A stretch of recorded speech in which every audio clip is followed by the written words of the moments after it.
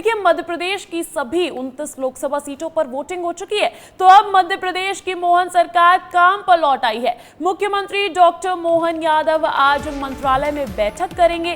CM अलग अलग विभागों के आला अफसरों के साथ बैठक करने वाले हैं। तो जहां 4 चरणों के साथ लोकसभा चुनाव मतदान की प्रक्रिया संपन्न हो गई मध्य प्रदेश में, तो अब मोहन सरकार का फोकस प्रदेश के लिए है, प्रदेश की नीतियों पर है।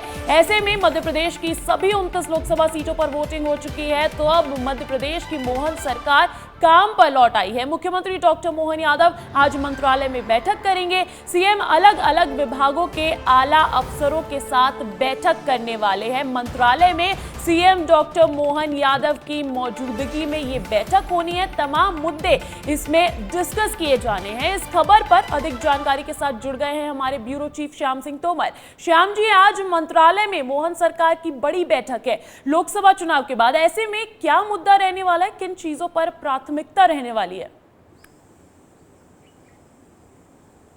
देखिए अंजलि, 2-3 चीज़ें हैं।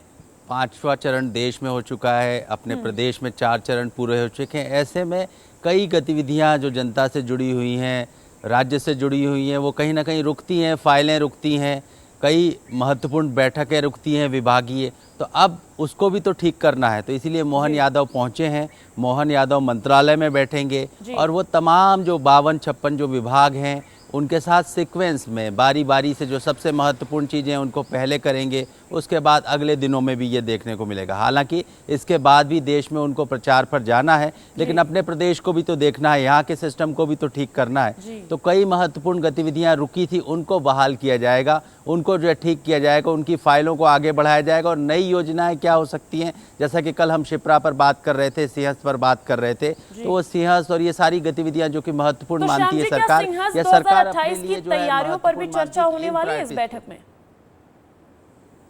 डेफिनेटली सिंहस्थ 2028 की तैयारियां क्या हैं, शिप्रा के शुद्धिकरण का जो प्रोजेक्ट है उसको कैसे देखना है, इसके अलावा जो जनता के स्वास्थ्य, राज्य के विकास, ये तमाम गतिविधियों पर समीक्षा होगी, अधिकारियों से बात होगी। पिछली बार कहाँ तक की स्थिति हो चुकी थी, आगे कहाँ बढ़ना है, ये सब तय किया जाएगा। बिल्कुल श्याम जी, बहुत बहुत शुक्रिया तमाम जानकारी के लिए। तो देखिए, लगातार मोहन सरकार जो है वो काम कर रही है प्रदेश के लिए, लेकिन इसी बीच सीएम डॉक्टर मोहन यादव के दौरे भी जारी हैं। लोकसभा चुनाव के लिए मध्य प्रदेश के सीएम मोहन यादव लगातार दौरे कर रहे हैं। मध्य प्रदेश के साथ साथ सीएम मोहन यादव कई प्रदेशों के दौरे कर चुके हैं, जहां उन्होंने कई सभाएं की है, कई रोड शो किए हैं और कई प्रत्याशियों के नामांकन में खुद शामिल हुए। इतना प्रचार प्रसार करने के बाद भी मुख्यमंत्री डॉक्टर मोहन यादव की मांग अभी भी खत्म नहीं हुई है। आने वाले चरणों में भी सीएम मोहन यादव के कई दौरे प्रस्तावित हैं। मोहन यादव अब तक 7 राज्यों में 15 से अधिक चुनावी सभाएं और रोड शो कर चुके हैं। इन राज्यों में उत्तर प्रदेश, बिहार, दिल्ली, महाराष्ट्र, राजस्थान, हरियाणा और छत्तीसगढ़ शामिल हैं। इनमें से यूपी एक ऐसा राज्य है जहां उन्होंने सर्वाधिक सभाएं और रोड शो किए हैं। आइए एक नजर सीएम मोहन यादव के चुनावी दौरों पर।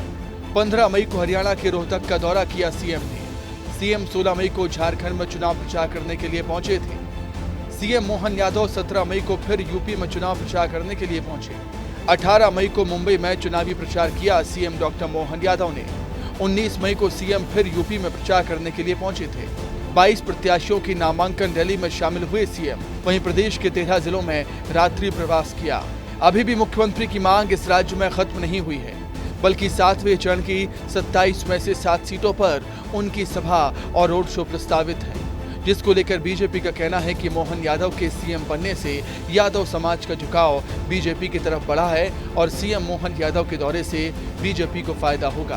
देखिए, मोहन यादव जी ने मुख्यमंत्री के तौर पर जो कार्य किया है उससे अपनी एक विशिष्ट छवि बनाई है और एक ऐसे नेता जो मजबूत निर्णय लेते हैं। ऐसे में देश भर में उनकी लोकप्रियता बढ़ रही है। अधिकांश क्षेत्रों में उन्हें सभाओं के लिए, रोड शो के लिए बुलाया जा रहा है। वहीं सीएम मोहन यादव के चुनावी दौरों को लेकर कांग्रेस उन पर तंज कस रही है। मैं समझता हूं कि ऐसे नेता जो पर्ची वाले मुख्यमंत्री हैं, इनकी मांग कहां हो सकती है। ये तो वो कोशिश कर रहे हैं ध्रुवीकरण की।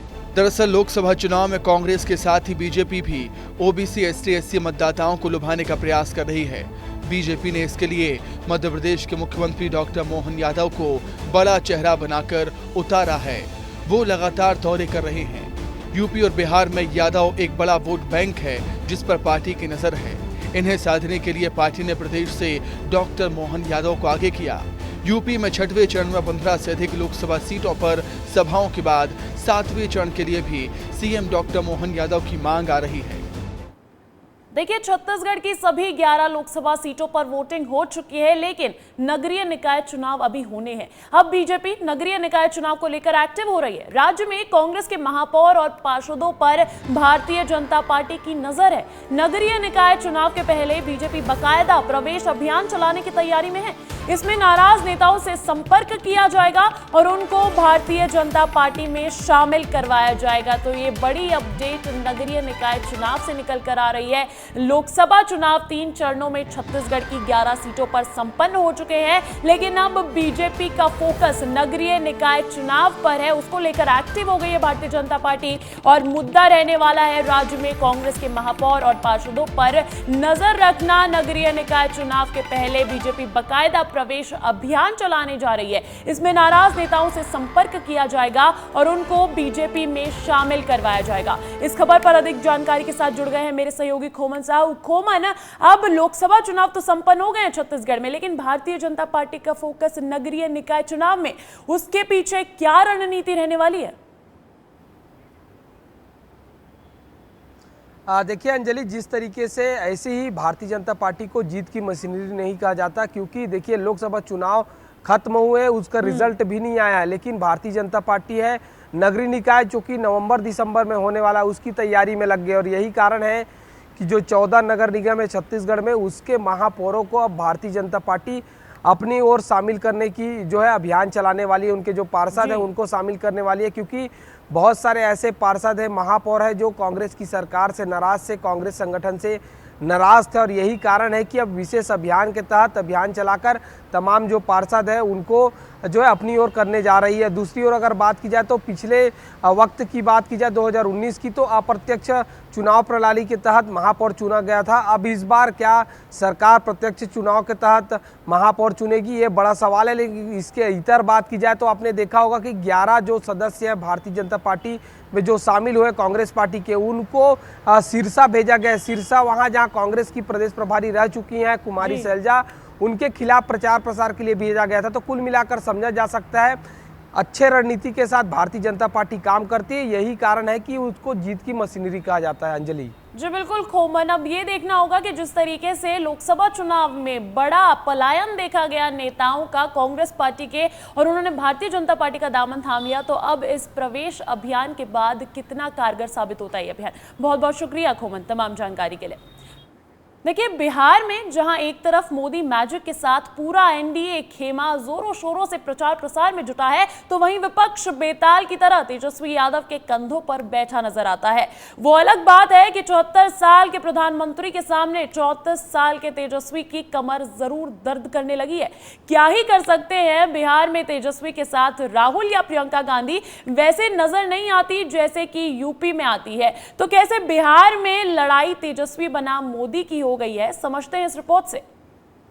लोकसभा चुनाव के 5वें चरण के मतदान के साथ ही बिहार की 24 सीटों पर भी मतदान पूरा हो गया और छठे चरण का आगाज होते ही प्रधानमंत्री नरेंद्र मोदी भी सोमवार देर शाम बिहार पहुंच गए। दरअसल प्रधानमंत्री नरेंद्र मोदी का लोकसभा चुनावों के बीच बिहार का ये 7वां दौरा है। तो आइए सबसे पहले ये समझ लेते हैं कि अपने 2 दिवसीय दौरे पर बिहार पहुंचे प्रधानमंत्री नरेंद्र मोदी आखिर क्या कुछ करने वाले हैं। प्रधानमंत्री नरेंद्र मोदी सोमवार की देर शाम अपने विशेष विमान से बिहार पहुंचे। एयरपोर्ट से सीधे पीएम मोदी बिहार के दिवंगत पूर्व उप मुख्यमंत्री सुशील मोदी के घर पहुंचे। यहां उन्होंने दिवंगत नेता को श्रद्धांजलि अर्पित की, साथ ही परिवारजनों के साथ वक्त भी बिताया। इसके बाद पीएम मोदी सीधे पार्टी कार्यालय के लिए निकल गए, जहां उन्होंने करीब 1 घंटे तक पार्टी के वरिष्ठ नेताओं के साथ चुनावों पर मंथन किया।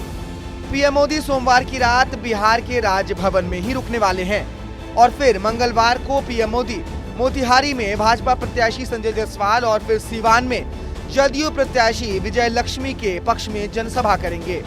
संदेश बिल्कुल स्पष्ट है कि बिहार में एनडीए का मिशन 40/40 है, लेकिन बिहार में प्रधानमंत्री के इस ताबड़तोड़ दौरे पर विपक्ष लगातार हमलावर है। हाँ तो भाई आए ना, डोनाल्ड ट्रंप को कहने लेके आ रहे हैं, पुतिन को भी बुला लेते हैं, एगो नॉर्थ कोरिया वाले हैं ना किम जोंग को भी बुला ले, और दोनों चारों मिलकर के तब भरपूर बिहार में प्रचार करें। गौरतलब है कि बिहार में जहां एक तरफ एनडीए कैंप से लगातार बड़े नेता चुनाव प्रचार कर रहे हैं, तो वहीं पूरा का पूरा विपक्ष तेजस्वी यादव की कमर पर बैठा दिखाई देता है। हम ऐसा इसलिए कह रहे हैं क्योंकि प्रधानमंत्री नरेंद्र मोदी लोकसभा चुनावों के बीच 7वीं बार बिहार के दौरे पर हैं। बिहार में पीएम मोदी अब तक कुल 10 रैलियों को संबोधित कर चुके हैं, तो वहीं एक रोड शो उन्होंने पटना में भी किया है। अमित शाह ने 8 तो राजनाथ सिंह ने बिहार में 5 जनसभाओं को संबोधित किया है। कुल मिलाकर देखें तो एनडीए कैंप से बिहार में अब तक 36 हाई प्रोफाइल जनसभाएं आयोजित की जा चुकी हैं। तो वहीं विपक्ष की तरफ से राहुल गांधी ने बिहार में केवल 1 जनसभा की है। कांग्रेस अध्यक्ष मल्लिकार्जुन खड़गे ने 2 दिन में 4 जनसभाएं की हैं, तो वहीं तेजस्वी यादव अकेले अब तक 100 रैलियों को संबोधित कर चुके हैं। यानी कुल मिलाकर समझे तो बिहार में लोकसभा की पूरी लड़ाई तेजस्वी बनाम मोदी नजर आती है। अब सियासी रण में तेजस्वी का अकेले हुंकार भरना उनकी कोई रणनीति है या फिर मजबूरी, ये तो 4 जून को चुनाव के नतीजे ही तय कर पाएंगे। फिलहाल बिहार की सियासत की तस्वीर तो यही है कि एक 34 साल का राजनेता अपनी कमर में दर्द लेकर पूरे विपक्ष को ढोता नजर आ रहा है। ब्यूरो रिपोर्ट, विस्तार न्यूज। देखिए, छत्तीसगढ़ की 11 लोकसभा सीटों में 4 सीट आदिवासी समाज के लिए आरक्षित है। ऐसे में प्रदेश की राजनीति में आदिवासी समाज बड़ा दखल रखती है। छत्तीसगढ़ में इस समाज को साधने की कवायद राजनीतिक पार्टी हमेशा से करती आई है। अब तक प्रदेश की 4 सीटों में कांग्रेस के खाते में महज 1 सीट ही आई है। इस बार लोकसभा चुनाव में आदिवासियों ने किस पर भरोसा जताया है, उसके लिए देखिए हमारी ये विस्तार रिपोर्ट। कमल या हाथ, आदिवासी किसके साथ? प्रदेश में 4 सीटें आदिवासी समाज के लिए आरक्षित हैं। 3 सीटों पर बीजेपी, 1 सीट पर कांग्रेस का है कब्जा। छत्तीसगढ़ की राजनीति में आदिवासी समाज की दखल जीत हार का समीकरण बनाने और बिगाड़ने के लिए काफी है। राजनीतिक दल भी इस बात को जानते हैं और समय समय पर आदिवासी समाज को लेकर अपने दांव भी खेलते रहते हैं। इसका सबसे बड़ा कारण यह है कि समाज किसी भी दल विशेष को महत्व नहीं देता और एकजुटता के साथ हमेशा मतदान करता है। और यही वजह है कि इस बार भी लोकसभा चुनाव में आदिवासी क्षेत्र में हुए मतदान को लेकर राजनीतिक दलों की खास नजर है। राज्यों में आदिवासियों के लिए बस्तर, सरगुजा, रायगढ़ और कांकेर लोकसभा की सीट आरक्षित है। वैसे लोकसभा चुनाव में आदिवासी क्षेत्रों में बीजेपी का दबदबा रहा है और इसी वजह से कैबिनेट मंत्री केदार कश्यप आदिवासी इलाकों में अपनी जीत को लेकर आश्वस्त दिखाई देते हैं। निकलते हैं सही आदमी को भारतीय जनता पार्टी ने मुख्यमंत्री बनाया है और उन्होंने लगभग 100 दिनों के भीतर में जब जिस तरीके से योजनाओं का निचले स्तर पर क्रियान्वयन किया है, उसको लेकर के आदिवासी समाज पूरी तरीके से सरकार के साथ में है और 11 के 11 सीटें भारतीय जनता पार्टी के पक्ष में है। राज्य निर्माण के बाद आदिवासियों के लिए आरक्षित 4 सीट में से केवल 1 सीट में ही कांग्रेस को जीत मिली है। सरगुजा संभाग के विधानसभा और लोकसभा चुनाव में समाज के मतदाता अपना मन बदलते रहते हैं। साल 2018 के विधानसभा चुनाव में सरगुजा लोकसभा की सभी 8 विधानसभा सीट पर कांग्रेस का कब्जा था। इसके बावजूद 2019 के लोकसभा चुनाव में भाजपा प्रत्याशी को जीत मिली थी। हालांकि कांग्रेस इस बार इन सीटों में जीत का दावा कर रही है। भाजपा का आदिवासी विरोधी चरित्र प्रदेश के आदिवासी समाज समझ चुका है। 4 महीने में जिस प्रकार से आदिवासियों के ऊपर अत्याचार हुआ है, उनका शोषण हुआ है, उनके जल जंगल जमीन पर कब्जा करने का प्रयास किया गया है, उन्हें झूठे मामले में फंसाया गया है। भारतीय जनता पार्टी के खिलाफ आदिवासी समाज का आक्रोश है। छत्तीसगढ़ में आदिवासी समाज सरकार बनाने में अहम भूमिका निभाते हैं। प्रदेश के 11 लोकसभा सीटों में से 4 सीट आदिवासी समाज के लिए आरक्षित है। ऐसे में इन सीटों को साधने की पूरी कवायद राजनीतिक पार्टी करती है। अब देखना होगा कि इस लोकसभा चुनाव में राजनीतिक पार्टी आदिवासियों को साधने में कितना कारगर साबित होती है। ब्यूरो रिपोर्ट, विस्तार न्यूज।